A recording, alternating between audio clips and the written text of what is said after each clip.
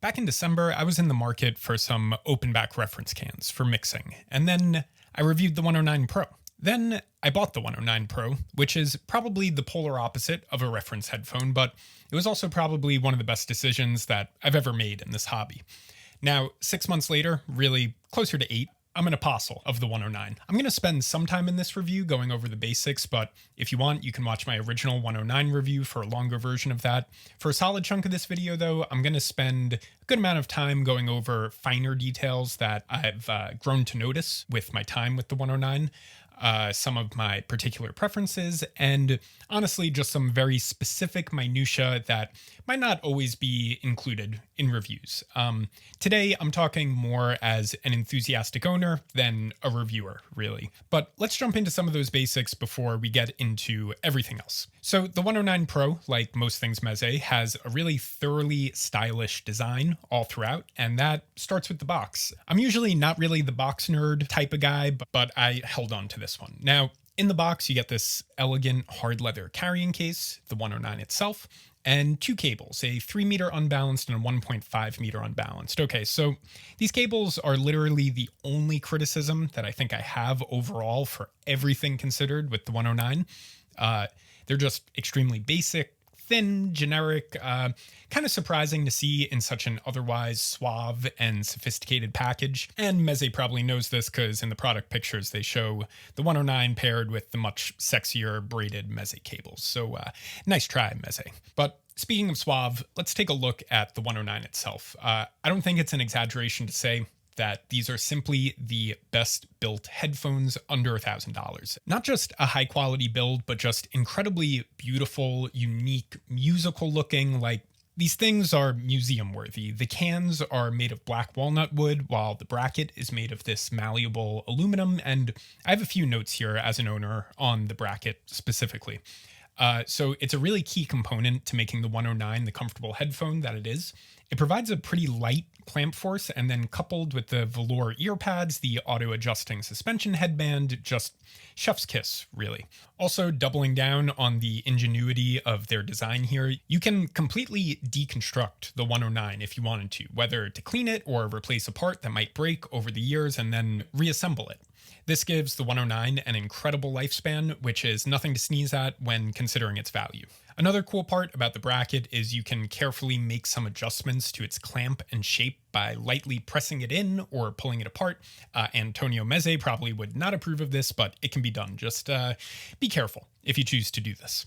Now, speaking more on my experience with the fit, when I bought the 109 after telling myself for months I would be getting myself a dry pair of reference cans for mixing, I rationalized it by saying to myself, oh, I can just go on my walks through my neighborhood with these, just a pure pleasure pair. So do I go on walks all over my neighborhood with these? Yeah, I do. Are they an ideal pair for that? Definitely, absolutely not. It's apparent that you're supposed to be seated or stationary when you're using these, as they have this particularly delicate sort of fit. And I mean that as a good thing. This delicacy is absolutely part of what makes the 109 as comfortable as it is, and really as classy as it is. But it has the tendency to weigh itself further down on your head than maybe most headphones, like I'm trying my best to demonstrate here. So you start walking with it, it starts bobbing and bouncing a bit, you have to start readjusting it. This is what I go through every day, but this is admittedly completely my fault. But in that process of incessantly adjusting the headphone on my walks, I learned to really appreciate a very subtle design element in it, one that I actually only started taking advantage of in the past couple of months, and that I initially didn't really think much of when I first reviewed the headphone. And that's just this small amount of wiggle and swivel room that the cans provide here. I found pressing on the top and the back of the cans once they were on my head adds just this little extra bit of support and seal that really goes a long way in securing it. And one last thing to wrap up fit. When I got the 109, I have to admit my earlobes and the tips of my ears would often touch the inside grill of the headphone, which made for a kind of annoying vibratory sensation. But after a couple of weeks of breaking the pads in though, just from wearing the headphone and listening with it, this wasn't really a problem, and it hasn't been ever since. You might think that breaking in pads means, compressing them and having the drivers sit even closer to your ears, but it's actually the opposite in this case. It seems like you kind of break up some of the foam inside of the pads, expose expose them to some humidity and they expand just the tiniest bit, but just enough so that nothing is touching your ears anymore, or my ears at least. Now, before I get into my long-term sound impressions, let's talk about the technical design that's responsible for why, the 109 Pro sounds as good as it does. So this is the first open back pair with a dynamic driver that Meze has ever made, and it's also the most open back pair that they've made to date. And some very cool things going on here with the driver. We see a dual composite diaphragm composed of beryllium coated polymer, cellulose carbon fiber composite, and copper zinc alloy.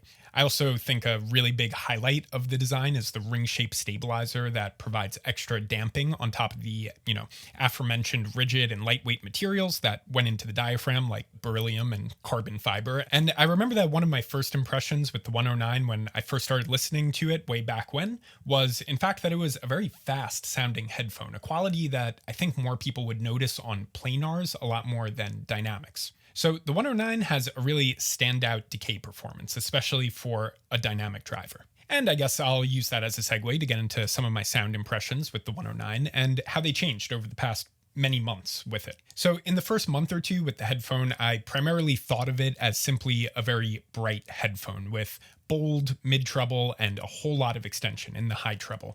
And I absolutely still think that's true. It's not a headphone for anyone who is sensitive to the upper end of the frequency spectrum. But after a while, it was the mid-range tuning that really started to stand out to me. The 109 slants slightly but noticeably towards its lower mids, and it's a quality that might not jump right out at you after a day or two of listening, but that I now immediately notice when I start to listen with it. And that makes the 109 one of those really rare headphones. I mean, I can't really think of another headphone quite like this that is both bright and warm. And while I'm generally not that into signatures with, low mid favoritism and that sort of warmth, the 109 does it just perfectly in a way that I think sets like a really articulate standard for warm tunings. Vocals in particular find this really beautiful balance between their weighted fundamentals and a nice airy upper treble lift in their, raspier overtones. So this blend of warmth and brightness is absolutely what defines the 109 Pro, and I want to spend a bit of time talking about both of these qualities.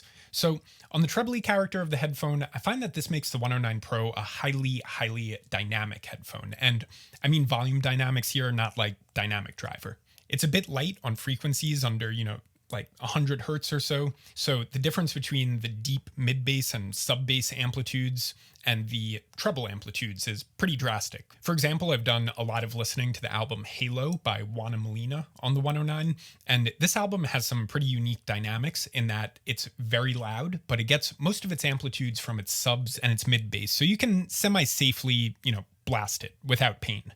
But on the second track of this album called Sindones, there's a really aggressive snare drum part in the second half of the song that comes like ripping above all of the sub-bass textures when I'm listening on the 109. And stuff like this is what I mean when I say it has a highly dynamic tuning. I personally love this quality about it, but it could be an obstacle for people who like listening to their music particularly loudly. I don't think it's the best choice if you like making yourself deaf.